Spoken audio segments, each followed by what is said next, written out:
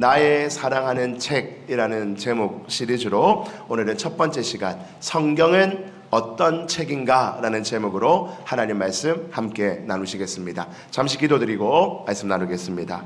은혜가 풍성하신 하나님 아버지, 새해 첫 주를 열게 하시니 감사드립니다. 또 말씀 앞에 섭니다. 말씀을 선포하는 자나 말씀을 대하는 자나 하나님 앞에 정직히 서게 하시고 하나님이 주시는 은혜가 우리 안에 가득하게 하여 주시옵소서. 1년 한 해 동안 우리가 말씀을 듣고 또 나눕니다. 말씀 앞에 우리가 늘 바른 자세로 서서 하나님의 은혜가 우리의 삶을 인도하여 바른 삶을 살아가는 우리 모든 성도들 되게 하여 주시옵소서. 감사드리며 예수님의 이름으로 기도드리옵나이다. 아멘. 신년 첫 말씀 시리즈는 나의 사랑하는 책이라는 시리즈로 함께 말씀을 나누고자 합니다. 여러분이 사랑하는 책은 어떤 책입니까? 어릴 때부터 지금까지 돌아보니까 난 그 책을 잊을 수가 없어. 너무 좋아하는 책이야 하는 책이 혹시 있으셨습니까? 어릴 때 연애 소설 보고 너무 가슴이 말랑말랑해져서 야, 나도 저런 연애 한번 해봤으면 좋겠다, 나도 저런 사랑을 한번 했으면 좋겠어 하는 여고생 때가 있었을 수도 있고요. 남자분들 같으면 만화책을 보면서 그래 장풍을 쓰고 막 온 열방을 다니면서 막 싸워서 이기고 막 하는 걸 보면서 나도 저런 무협지의 주인공처럼 힘을 키워가지고 막 세상을 호령하는 그런 영웅호걸이 돼야지 하는 사람도 있었을 것이고, 또 시를 보면서 참 시가 좋아, 시를 읽으면서 마음의 평안과 기쁨을 누리는 자들도 있었을 것입니다. 다양한 내가 좋아하는 책들이 분명히 있을 수 있죠. 우리 책을 가까이 하면 참 좋습니다. 하지만 우리 그리스도인들이 가장 사랑해야 될 책, 이 책도 좋고 저 책도 좋지만 그러나 우리가 가장 사랑해야 될 책은 무슨 책일까요? 성경책입니다. 정답을 너무 잘 알고 있어요. 우리는 성경을 너무 사랑해야 됩니다. 성경을 사랑하지 않고는 성도다라고 말할 수가 없을 것입니다. 그런데 우리가 정말로 성경을 사랑하고 있습니까? 사랑한다는 것은 가까이 하고 알고 싶고 같이 하고 싶고 어디를 가나 내 옆에 두고 싶은 게 사랑하는 존재인데 정말로 성경을 그렇게 여러분들 대하고 있으십니까? 오늘 우리가 예배 때 부르면서 시작했던 찬양, 나의 사랑하는 책 비록 헤어졌으나, 이 가사에 너무 깊이 묵상한 나머지 사랑하는 책은 헤어져야 되는 거구나 하고 그냥 헤어진 채로 살아가고 있지는 않습니까? 그냥 예배 때 오면 목사님이 오늘도 성경구절 2구절 읽었고 앞으로도 설교 중에 한 10번은 목사님이 성경구절 많이 하니까 완전 헤어진 건 아니고 좀 적당히 거리를 두고 이 정도면 뭐 매주 몇 구절 정도는 성경을 들으니까 이 정도는 만족해 하고 성경과 좀 멀리하고 계시지는 않으십니까? 여러분, 올해는 제가 우리 모든 성도들에게 강하게 도전하고자 합니다. 올해는 함께 성경 읽읍시다. 올해는 저는 꼭 2번 합니다. 좀 중요한 거는 꼭 성경 함께 읽읍시다. 아멘. 네. 제가 매년 1년 시작할 때 성경 일독표를 이렇게 드렸습니다. 송구행실 예배 때 드리고 뒤에 비치해 두었습니다. 그래서 다 읽으신 분은 가져다 내시라고 말씀하시는데 몇 년은 또 좀 많이 읽으실 때도 있었고 또 올해는 또 조금 없으셨어요. 이제 내신 분도 계시고 한데 정작 성경을 읽는 분들이 많지가 않으십니다. 우리 교회만 그런 게 아니라 이 땅에 많은 교회들이 아마 특수한 교회들 빼고는 아마 그럴 겁니다. 심지어 저와 같은 목회자들도 볼 것들이 너무나 많거든요. 옛날 목사님들은 별 자료가 별로 없고 성경 하나입니다. 성경 열심히 보셨을 거예요. 그런데 요즘 같은 저와 같은 목회 현장에는요, 성경도 있지만 책도 너무 많고 인터넷 자료도 너무 많고 볼 게 너무 많아요. 너무 좋은 자료들이 많아서 굳이 성경 안 봐도 얼마든지 하나님 말씀 이해하고 목회하고 설교할 수 있는 도구들이 많지요. 그래서 성경 읽는 게 옛날에 저의 선배 목사님들에 비하면 너무나 부족하여서 참으로 부끄러울 때가 많습니다. 그래서 오늘은 4주간 이제 오늘부터 1월 한 달 동안 나의 사랑하는 책이라는 시리즈로 함께 말씀을 나누면서 성경 읽기에 우리가 가장 성도의 기본은 예배, 말씀, 기도입니다. 그런데 그 중에 제일은 어쩌면 말씀입니다. 말씀. 기도와 예배도 말씀을 베이스로 하여서 해야 됩니다. 하나님의 말씀이 기초가 안 돼 있으면 예배도 이상한 데로 흘러갑니다. 우리가 기도하는 것도 중요한데 하나님의 말씀에 기초가 안 되어 있으면 기도도 이상한 데로 흘러갑니다. 안 하는 것보다 낫지만 이상한 데로 흘러간 예배, 기도 해서는 안 되지 않겠습니까? 우리가 하나님의 말씀을 같이 한번 읽으면서 올 한해 하나님이 기뻐하시는 성도의 모습을 조금 더 회복하는 우리 모두가 되기를 소망합니다. 벌써 너무 겁먹지 마시기 바랍니다. 목사님 올해 뭐 대단한 거 하려나 보다, 막 성경 읽으라고 막 닥달하려나 보다, 좀 하겠지만 뭐 그렇다고 뭐 너무 거창하게 시작하지 않아도 됩니다. 일단 시작하는 것이 중요합니다. 어떤 분은 목사님 저는 신약만 다 읽기도 힘듭니다. 저는 젊잖아요. 좀 여기 계신 우리 성도님들 보면 젊어서 성경 읽기도 편합니다. 근데 최근에 이제 한 몇 년 사이에는 노안이 왔어요. 노안이. 아유 목사님 무슨 노안 뭐 이럴 수도 있지만 저도 이제 좀 40 중반 넘어가니까 노안이 사고 오더라고요. 그래서 이제 옛날에는 어른들이 이렇게 안경을 벗고 뭘 보는 게 저분 왜 저러시나, 안경 돈 주고 사가지고 왜 저러나 했는데 요즘엔 제가 그래요. 화면 볼 때는 안경 쓰고 또 뭐 글 볼 때는 안경 벗고. 그래서 제가 야 이런 상태로 성경을 보는 우리 어른들, 저보다도 더 눈이 안 좋으실 텐데 얼마나 힘들까 좀 염려가 되기는 합니다. 그러나 다 읽으려면 읽을 수 있는 방법이 있습니다. 그래서 난 조금 눈이 좀 좋지 않아서 많이 못 본다 하는 분은 신약만 읽으셔도 되고, 아니 난 그거보다 더 힘들어 상황이, 그러면 시편만 읽어도 되고, 난 그거보다 더 힘들어 하면 그냥 하루에 한 절씩만 읽어도 뭐 그러면 뭐 300 몇십 절만 읽어도 괜찮아요. 읽겠다고 작정하고 시작하는 것이 중요합니다. 그래서 우리가 말씀 시작하기 전에 한번 이렇게 선포합시다. 읽겠다고 작정합니다. 시작. 읽겠다고 작정합니다. 아멘. 성가대만 합니다. 여기는 지금 안 하셨어요. 다시 한번 더 시작. 읽겠다고 작정합니다. 예, 작정하시고 일독을 안 하셔도 괜찮아요. 뭐 일독은 몇 년에 일독하면 되잖아요. 10년에 일독하면 어떻습니까? 하는 게 중요하죠. 그죠? 우리가 천천히 하나님 말씀 같이 읽어가기를 원합니다. 오늘 그 첫 시간으로 그러면 우리가 읽고 있는 이 성경, 4주 동안이나 말씀을 나눠야 될 이 성경이 어떤 책이길래 우리가 읽는가? 이게 어떤 책인가라는 것을 함께 나누고자 합니다. 이 성경 안에 무슨 내용이 담겨 있는가 전체적으로 그것은 다음 주에 보기로 하고요. 이 성경이 무슨 책이길래 어떤 가치와 어떤 권위가 이 성경에 있길래 우리 모든 성도들이 내가 제일 사랑하는 책, 항상 읽어야 되는 책으로 그렇게 말하고 있는가? 이 성경의 가치와 권위에 대해서 오늘은 말씀을 나누고자 합니다. 첫 번째입니다. 우리 같이 한번 읽어보겠습니다. 시작. 성경은 누구의 말씀이라고요? 하나님의 말씀입니다. 16절 말씀 보니까 모든 성경은 하나님의 감동으로 된 것으로, 그러니까 하나님이 모든 성경을 기록하였다는 말씀입니다. 여러분, 성경은 하나님의 말씀이 사람의 언어로 기록된 책입니다. 성경은 성령의 영감을 받은 사람들이 기록하였어요. 성경을 쓴 사람이 있었습니다. 펜을 들고 뭔가를 들고 어디다가 종이든 무슨 파피루스든 양피지든 어딘가에다 적은 사람이 있었어요. 근데 우리가 그걸 좀 구별합니다. 우리 흔히 그냥 편하게 말할 때는 성경 저자 모세 이렇게 말하지만 과거에는 좀 구별하여서 불렀어요. 성경의 저자, 그러니까 쓴 사람은 누구냐면 하나님입니다. 그것을 원저자라고 말합니다. 원래 저자. 따라해봅시다. 성경의 원저자는 하나님입니다.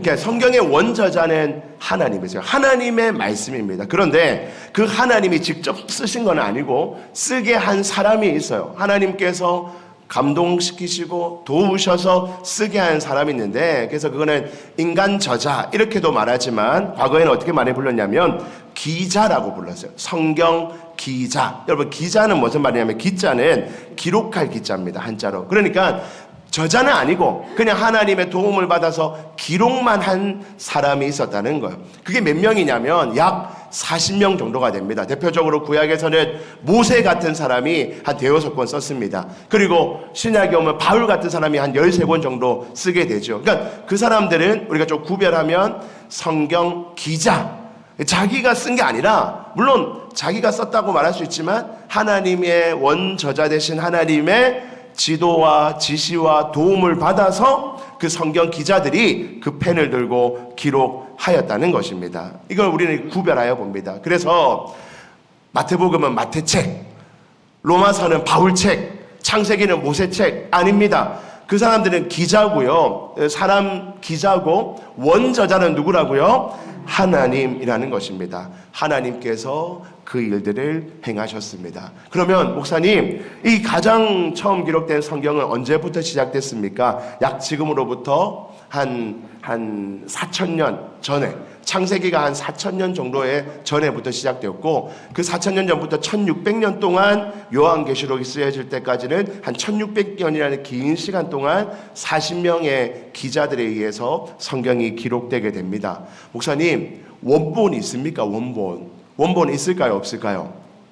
원본은 없습니다. 성경의 원본은 다 사라지고 없습니다. 그럼 지금 뭐가 남아있는가? 사본들만 있어요. 원본이 한 장 있었을 거예요. 모세가 하나 처음 썼던 첫 종이가 있었을 거 아닙니까? 그죠? 그 원본을 가지고 공동체들이 나누어서 뺏겼습니다. 이분도 뺏겼고, 이분도 뺏겼고, 이분도 뺏겼고, 뺏겼었을 거예요. 그러면 지금은 원본은 다 사라졌어요. 다 사라지고 사본들만 취합이 된 겁니다. 그런데 그 사본들이 다 똑같지가 않아요. 조금씩 다릅니다.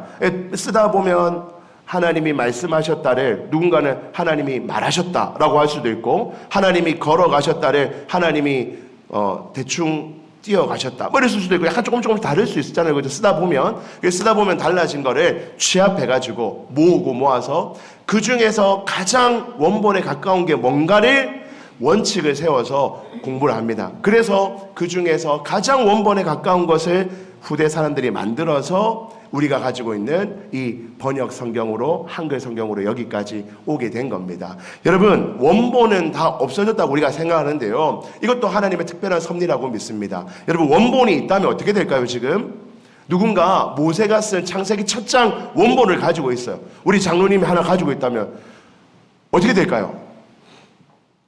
사본만 하나 가지고 있어도요, 난리가 납니다. 대영 제국에서 제발 그 우리한테 팔으라고 난리가 나는데, 원본을 가지고 있어. 어떻게 될까요? 우상이 됩니다. 우상. 야, 원본을 가지고 있다니, 성경 원본을 가지고 있다니, 이 원본에서는 빛이 나고, 이 원본은 썩지도 않고, 이 원본은 대단해 하면서 우상이 될 거예요. 그래서 하나님은 우리가 믿음 안에서 원본은 다 사라졌다고 믿습니다. 원본은 다 없어졌고 이제 남은 사본들만 가지고 우리가 하나님의 말씀을 보고 있는 것이죠. 그 원본들을 가지고 사본을 만들었는데, 그렇게 해서 만들어진 성경이 총 몇 권이냐? 66권입니다. 구약이 39권, 신약이 27권. 이 66권의 성경을 우리는 정경이라고 말합니다. 정경은 무슨 말이냐?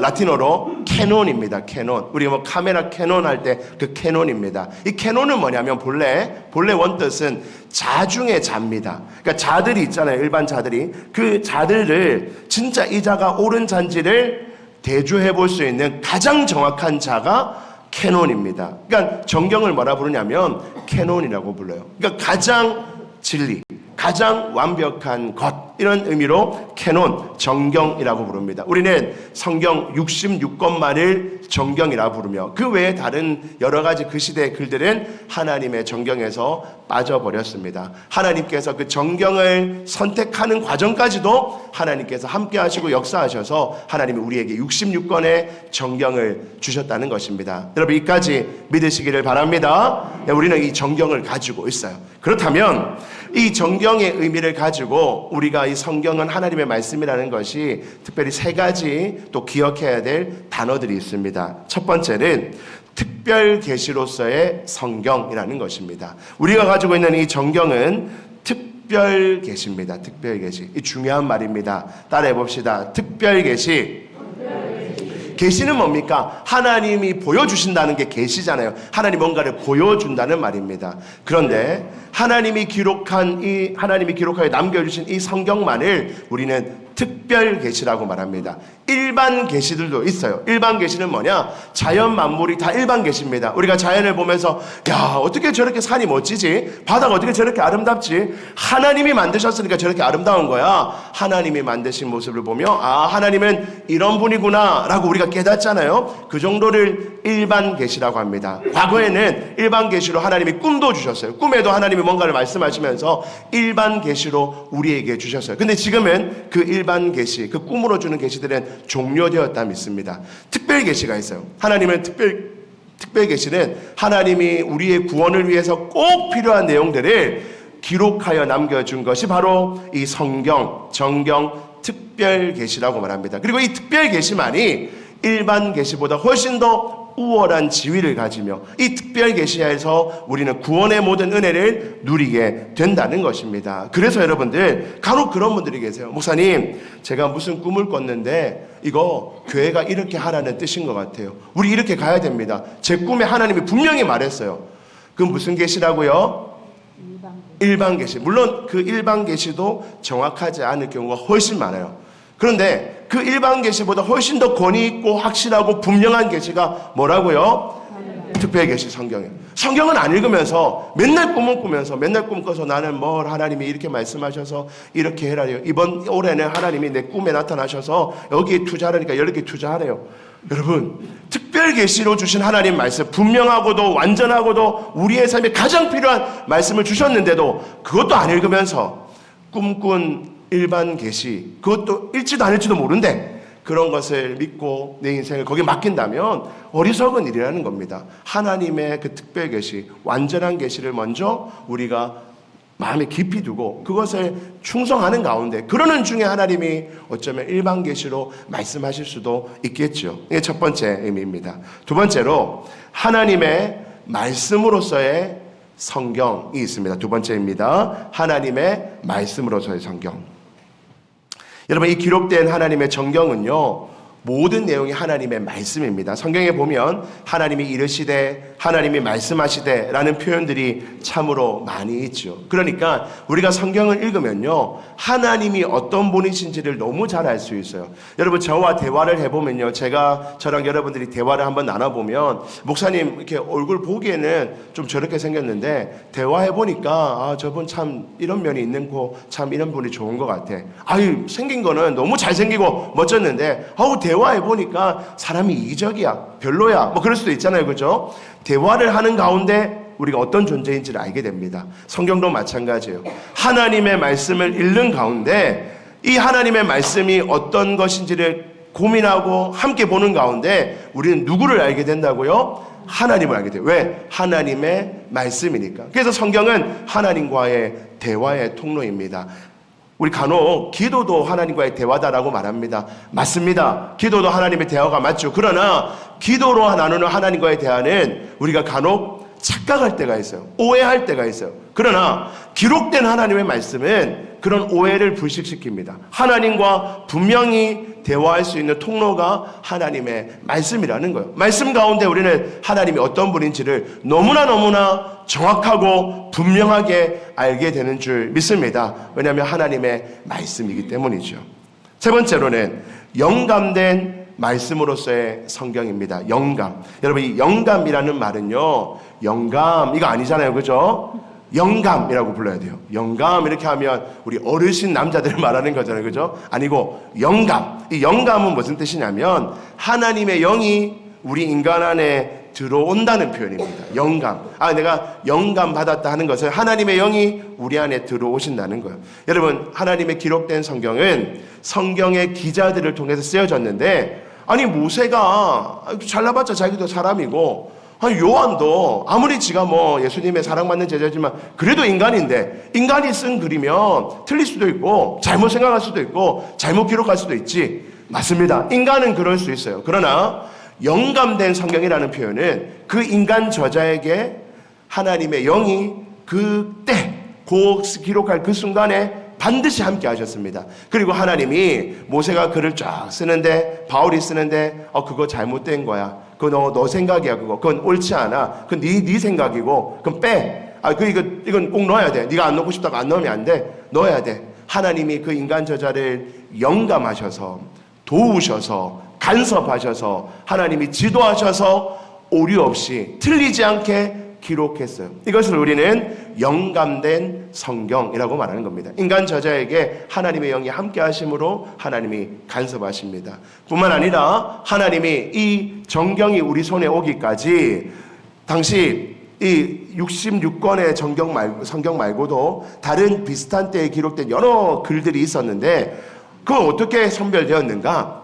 종교회의를 통해서 이것은 빼고 저것은 놓고 했습니다. 사람이 결정한 것처럼 보입니다. 그러나 우리는 믿습니다. 어떤 믿음이 있냐면 그 결정하는 과정조차, 그리고 우리의 손에 번역되어 오는 이 과정조차 하나님이 영감 함께 하셔서 이 일들을 간섭하셔서 역사하여 우리 가운데 왔다라고 믿는 것이죠. 그래서 여러분, 지금 우리가 가지고 있는 이 성경은 우리가 원어가 아니잖아요. 우리는 이 성경을 이 첫 언어였던 히브리어에서 그 다음에 라틴어로, 그 다음에 영어로, 그 다음에 일본어, 중국어로, 그 다음에 우리 언어로 번역되어 왔거든요. 그러니까 번역되어 오는 중에 오는 오류들은 분명히 있습니다. 번역되는 과정 가운데. 그럼에도 이 안에 담겨 있는 기본적인 진리와 하나님의 말씀은 오류 없이 우리에게 전달된 하나님의 특별 계시요 하나님의 말씀인 줄 믿으시길 바랍니다. 그래서 우리는 이 성경을 읽어야 한다는 거예요. 하나님의 말씀이기 때문입니다.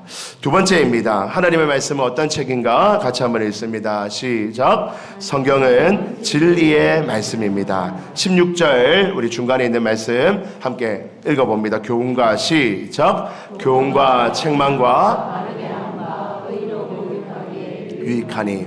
두 번째로 우리가 가지고 있는 이 성경은 진리의 말씀입니다. 성경은 유익한 책이지만 모든 것에 유익하다는 말이 아닙니다. 성경이 과학에 대한 바른 이론이나 전제와 또 사물의 이치에 대해서 때로는 해설할 수 있는, 제공하는 것들이 있지만 기본적으로 성경은 과학책이 아닙니다. 그래서 이거를 보면서 과학적으로 접근하면 이거 아닌데, 틀렸는데 하는 것들이 분명히 있습니다.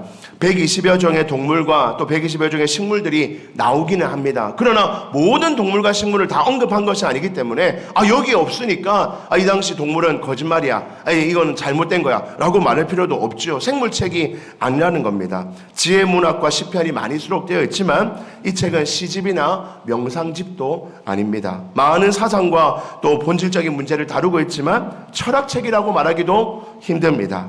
성경은 무슨 책이라고 물으신다면 성경은 진리의 책이다라고 말할 수 있는 것입니다. 무엇이 옳은지, 무엇이 그른지, 그리고 그것이 어떻게 우리의 삶에 적용되어 인도되는지를 가르쳐주는 책이 바로 성경이라는 것입니다. 그래서 예수님은 이렇게 말씀하셨죠. 요한복음 17장에서 아버지의 말씀은 뭐라고요? 진리이시다. 아버지의 말씀이 뭐라고요? 진리라는 것입니다. 성경은 모든 것의 기준이 되시는 하나님의 기록하신 진리의 말씀이라는 것입니다. 오늘 본문에 나오는 교훈과 책망과, 먼저 교훈과 책망은요, 우리의 생각과 관련된 문제입니다. 교훈이라는 것은 바른 생각을 하게 하는 거고, 책망이라는 것은 잘못된 생각을 했을 때 잘못됐다고 가르쳐 주는 거예요. 여러분, 누가 그렇게 할 수 있습니까? 세상에 많은 지혜자들이 있고 우리의 부모 스승들이 있지만 그들이 언제나 옳은 것이 아니잖아요. 잘못된 것을 가르치기도 하고 잘못된 것을 배우기도 합니다. 우리가 잘못했을 때 책망해 줘야 될 사람이 있는데 그렇게 못할 때도 많이 있죠. 그런데 성경은 우리가 바른 생각을 할 수 있도록 교훈하고 잘못된 생각을 할 때 책망해 주는 것이 성경이라는 것이에요. 왜? 그것이 진리이기 때문입니다. 이어서 나오는 바르게 함과 의로 교육하기에 유익하다 할 때 이 바르게 하고 교육한다는 것은 행동과 관련된 문제입니다. 우리가 바로 안다고 하는 것이 아니잖아요. 그죠? 행동을 해야 되지 않습니까? 우리가 알고는 있지만 머뭇거리고 있을 때, 알고는 있지만 두려워하고 있을 때 하나님의 말씀을 읽고 듣고 보는 가운데 하나님이 우리가 바르게 할 수 있도록, 의로 행할 수 있도록, 우리가 움직일 수 있도록 도전하고 격려하고 인도하는 것도 하나님의 진리인 말씀이라는 것입니다. 그러므로 사랑하는 성도 여러분, 이 다원화된 세상 가운데 어디에도 진리가 없다고 여기서도 이렇게 떠들고 저기서도 이렇게 떠들고 온갖 얘기가 난무하는 이 세상 가운데 우리가 꼭 붙들어야 될 진리의 말씀은 하나님의 말씀, 성경뿐인 줄 믿으시기를 바랍니다. 성경을 통해서 우리는 자녀를 양육할 방법을 배웁니다. 성경을 통해서 이 험악한 세상 가운데, 이 악한 자들이 넘치는 세상 가운데 어떻게 중심을 지키고 그들과 함께 살아야 될지를 배우게 됩니다. 죄와 악으로 가득 차 있는 이 세상 가운데 우리가 어떻게 그렇게 물들지 아니하고 어떻게 선하고 바른 길을 의롭게 살아갈지를 성경을 통해서 배우게 된다는 것입니다. 진리이신 하나님의 말씀, 그 말씀을 통해서 여러분들이 무엇을 생각해야 될지, 무엇을 행동해야 될지를 배우게 되기를 소망합니다. 진리의 말씀이 여러분들을 자유롭게 하고 선한 길로 인도하시기를 주의 이름으로 축원드립니다. 마지막 세 번째입니다. 우리 같이 한번 읽어봅니다. 시작. 성경은 구원의 말씀입니다. 마지막으로 성경은 어떤 권위가 있는가? 성경에 구원의 은혜가 있다는 것입니다. 오늘 보면 17절 말씀에도 이는 하나님의 사람으로 온전하게 하며 모든 선한 일을 행할 능력을 갖추게 함이라. 하나님의 사람으로 온전하게 만들며 선한 일을 한다게 하는 겁니다. 여러분, 하나님이 우리가 선한 일을 하게 하는 것이 목적이 아니에요. 선한 일은 다음 목적입니다. 가장 기본적인 목적은 하나님의 사람으로 온전하게 하는 겁니다. 하나님의 사람이라는 말은 즉 구원받은 백성 되게 하는데 이 성경이 너무나 필수적이고 유익하다는 말씀입니다. 디도서 2장 14절 말씀에도 그가 우리를 대신하여 자신을 주시면 모든 불법에서 우리를 속량하시고 우리를 깨끗하게 하사 선한 일을 하는 열심히 하는 자기 백성이 되게 하려 하심이라. 선한 일이 목적이 아니라 자기 백성 되게 하는 것이 목적이라는 것입니다. 사랑하는 성도 여러분, 하나님은 우리를 자기 백성 되게 만들기 위하여 이것도 가르치시고 저것도 가르치시고 이 길로 가라 하시고 저 길로 가라 하십니다. 자기 백성, 하나님의 자녀 되게 하는 길이 오직 성경 안에만 있는 줄 믿으시기를 주의 이름으로 축원드립니다. 구원은 다른 데 진리가 있지 않습니다. 다른 모든 종교들도 구원에 대해서 이야기를 합니다. 우리가 어떻게 하면 영생 복락을 누린지를 이야기를 합니다. 물론 그 안에 작은 은혜의 요소들이 있을 수 있지요. 그러나 구원의 은혜는 오직 하나님의 말씀 안에만 있다는 사실을 기억하시기를 주의 이름으로 축원드립니다. 여러분들 가운데 믿음이 흔들리시는 분이 계십니까? 저도 목회를 하다 보면 젊은 청년들 중에, 아니 때로는 어른들 가운데도 내가 오랫동안 신앙생활을 했는데 내가 진짜 믿음 있는지 모르겠다, 내가 하나님 백성인지 모르겠다 하시는 분들이 계십니다. 다른 거 없어요. 성경 읽으시면 됩니다. 일단 성경을 읽고 일독하고 이도하고 그러는데도 하나님이 안 느껴지면 그때 얘기해봐야 돼요. 근데 그거밖에 안 합니다. 성경 읽어보지 않습니다. 다른 데 가서 그냥 물어봅니다. 내 믿음 있는지 목사님이 확인해 주세요. 제가 어떻게 확인해 줍니까? 제가 어떻게 그거를 확인해 줄 수 있어요? 저는 그거 격려할 뿐이죠. 성경 읽으면 됩니다. 가볍게는 요한복음만 열심히 몇 번 읽어도 내가 어떻게 하나님의 자녀인지를 확신하게 됩니다. 요한복음만 한 3-4번만 집중하여 읽어도 내가 어떤 하나님의 은혜를 받아서 하나님 백성으로 살아가는지를 분명히 깨닫게 될 줄 믿습니다.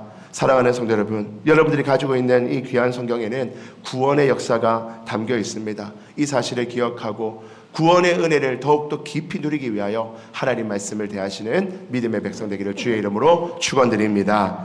말씀을 정리합니다. 사랑하는 성도 여러분, 올해 우리는 성경을 먼저 대하며 새해를 시작하였습니다. 왜 우리가 이 성경을 읽어야 됩니까? 이 성경은 하나님의 말씀이기 때문이요. 이 성경은 진리의 말씀이고 이 성경 안에 구원의 진리가 담겨 있습니다. 다른 데서 얻을 수 있는 그런 것들이 아니라는 거예요. 다른 데서 얻을 수 있는 것들이라면 그냥 다른 것들 보면 됩니다. 유튜브 보고 뭐 짧은 영상 보고 그래서 얻을 수 있는 진리라면 그렇게 하시면 됩니다. 그러나 절대로 그렇게 할 수 없는 것이 있습니다. 성경만 줄 수 있는 은혜, 하나님의 말씀을 통해 하나님을 알아가고 진리의 말씀을 통해서 바른 길을 찾아내고 구원의 말씀을 통해서 내가 하나님의 백성인 것을 확신하며 믿음 가운데 살아가게 하는 것, 그것을 오직 기록된 성경 말씀 안에만 있는 줄 알고 올 한해 저와 함께 말씀 읽으며 여러분들의 삶이 회복되고 일어서고 더 담대하게 나아가는 복된 믿음의 백성 가정들 되시기를 주의 이름으로 축원드립니다.